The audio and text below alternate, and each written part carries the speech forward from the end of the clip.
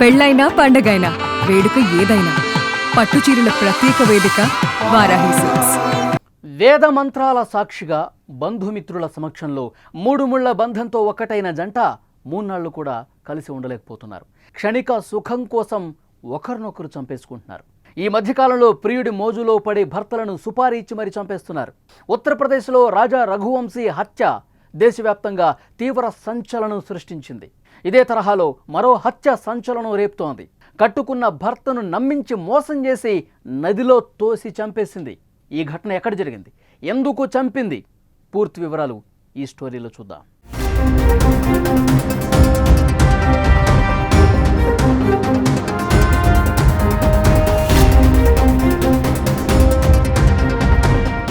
ఉత్తరప్రదేశ్లో రాజా రఘువంశీ హత్య తీవ్ర సంచలనం సృష్టించిన విషయం తెలిసిందే.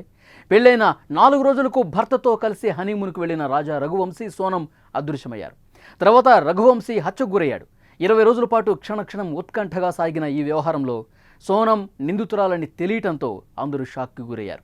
తన బాయ్ ఫ్రెండ్తో కలిసి హనీమూన్ పేరుతో భర్తను అతి దారుణంగా చంపించిన సోనం ఎట్టకేలకు తాను చేసిన నేరాన్ని ఒప్పుకుంది. ఇదే తరహాలో మరో హత్య తీవ్ర కలకలం రేపుతోంది.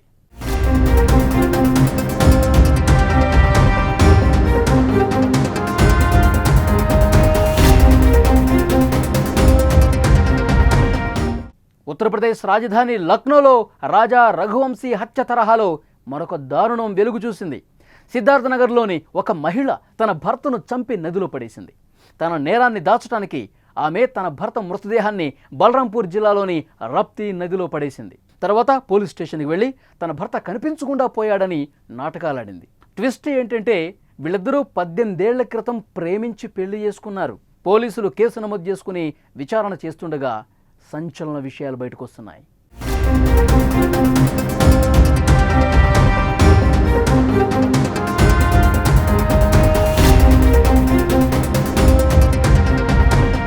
పద్దెనిమిది సంవత్సరాల క్రితం ఢిల్లీలో నివసిస్తున్న సంగీతను కన్నన్ అనే వ్యక్తి ప్రేమించి పెళ్లి చేసుకున్నాడు. కన్నన్ భార్య సంగీతకు బలంపూర్కి చెందిన అనిల్ శుక్లా అనే యువకుడితో పరిచయం ఏర్పడింది. ఆ పరిచయం కాస్త వివాహేతర సంబంధానికి దారితీసింది.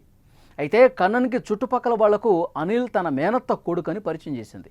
దీంతో అతనిపై ఎవరికీ అనుమానం రాలేదు. ఇదిలా ఉంటే జూన్ 2, 2025న కన్నన్ అకస్మాత్తుగా కనిపించకుండా పోయాడు. జూన్ 5న సంగీత దేబ్రవా పోలీస్ స్టేషన్కు వెళ్ళింది. అక్కడికి తన భర్త కనిపించడం లేదని కంప్లైంట్ చేసింది. పోలీసులు దర్యాప్తు చేశారు. జూన్ 9న కన్నన్ బ్రదర్ బాబులాల్ చుట్టుపక్కల వారిని విచారించగా జూన్ 2న కన్నన్ సంగీత ఊరు వెళ్తున్నానని చెప్పినట్లు పోలీసులకు తెలిపారు.